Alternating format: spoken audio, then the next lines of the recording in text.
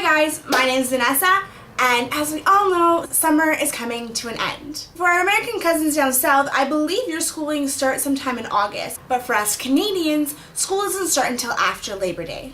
Anyway, as school is rapidly approaching, I wanted to reflect back on my summer and think about what I had read. By doing this, I inadvertently created a list of books that I have read this summer. I believe I got all of them. I have them all in front of me. And I thought I would share them with you guys.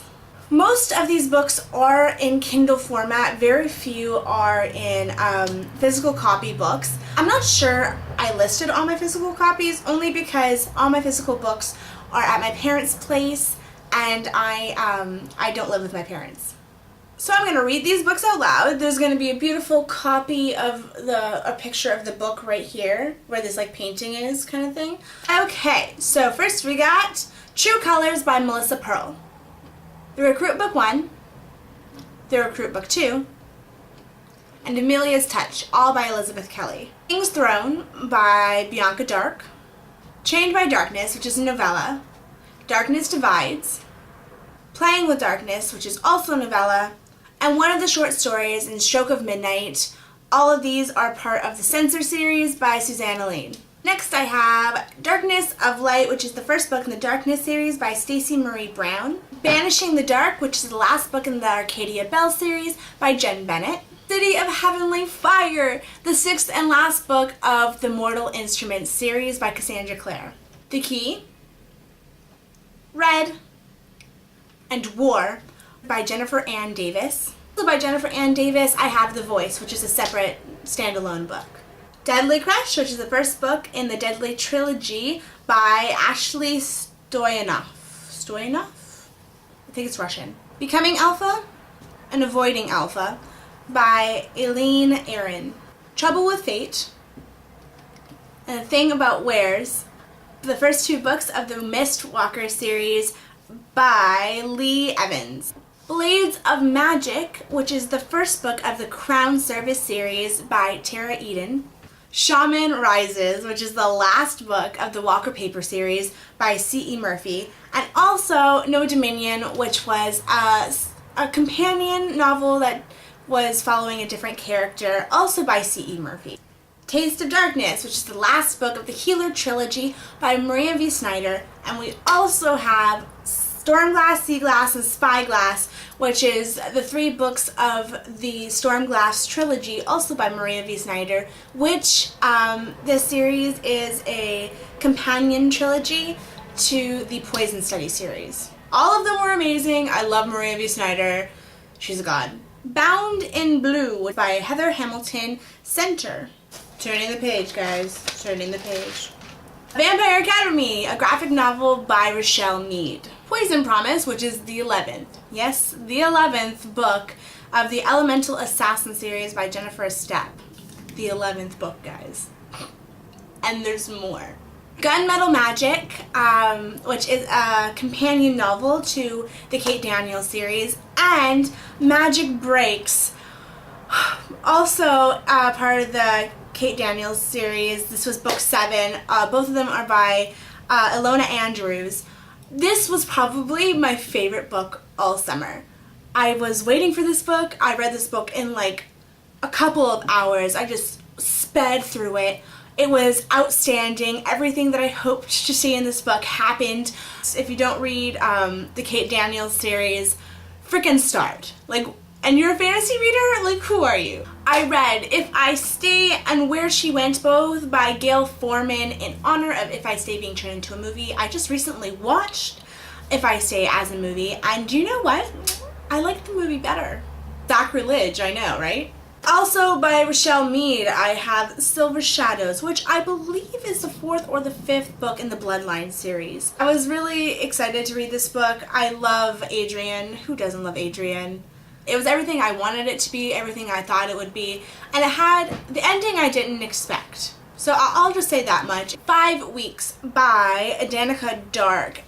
This is the 3rd book in the 7 series, I believe. This is a companion series to Danica Dark's original series. I liked the other series 100% better. I feel like with this new series, her writing has really dropped. I'm not a big fan of it. The next book I have for you is called Karma, which is the first book in the series by Donna Augustine. It's about all of those unknown forces of the universe. You have karma, you have fate, you have Murphy's Law, you have Santa Claus and Cupid and death. All of these unknown forces are actual physical characters that are controlled by the universe, and there are people that slip through the universe's control, and these unknown forces have to physically go and right the wrong that has been created, fix what has been slipped through the cracks so that balance can be restored in the universe. That is like the underlying problem, or the underlying baseline of the novel. The characters are what really makes this novel. It was funny, it was hilarious.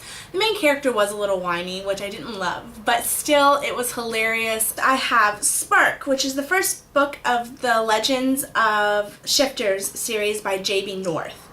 I also fell in love with this series. I expected it to be about dragons because spark, fire, dragons, that made sense in my brain. There is a fiery creature that does take place in the novel, or stars, or is the main character, but it's not a dragon, and I'm not going to tell you what it is. I wasn't really expecting a lot of the things that happened within the plot, but what did happen worked, and it was actually really well done. The next book is Going Down in Flames by Chris Cannon. This was a dragon book, and I bought this book and Spark together. That's why I thought Spark was a dragon book, because I knew Going Down in Flames was a dragon book. Going Down in Flames is about basically dragons that go to this like preppy boarding school for dragons. I actually really liked it. It was a very easy read, very simple, straightforward. But you know what, Chris Cannon did a good job writing it, and the plot was really what made the book. Midnight Thief by Livia Blackburn. If you liked Throne of Glass or the Poison Study series, I think you'll really like this series. It has kind of the same feel to it. There's assassins, there's thieves, and you even get a little bit of, I don't want to say it and give it away. You even get a little bit of a fantasy in there. I'll say that. I feel like all the awesome books I read was like at the end of summer. The next book I have is Flame Moon by KJ Jackson. This book I actually just read last night. It has a very subtle Greek mythology twist in it. Very, very subtle. It's not huge or anything, but you know what? They did a good job with it. The next book I have are all physical books. I have Legend by Marie Lu. We have The Maze Runner, Scorched Trials, and The Death Cure, all by James Dashner. Again, I read this book because of the movie. It didn't really seem like my kind of book otherwise. The series was okay. I didn't love it. I read it all. I didn't love it. I hated the ending. Booktubers that I follow on YouTube have said that this book was, or the series rather, was extremely overplayed, and I totally understand it. I think it's overplayed as well. The Burning Sky by Sherry Thomas. The Fault in Our Stars, in honor of the movie once again, by John Green. Anna and the French Kiss by Stephanie Perkins. I loved Anna and the French Kiss. It was really cute. It was a cute, contemporary, lovey novel.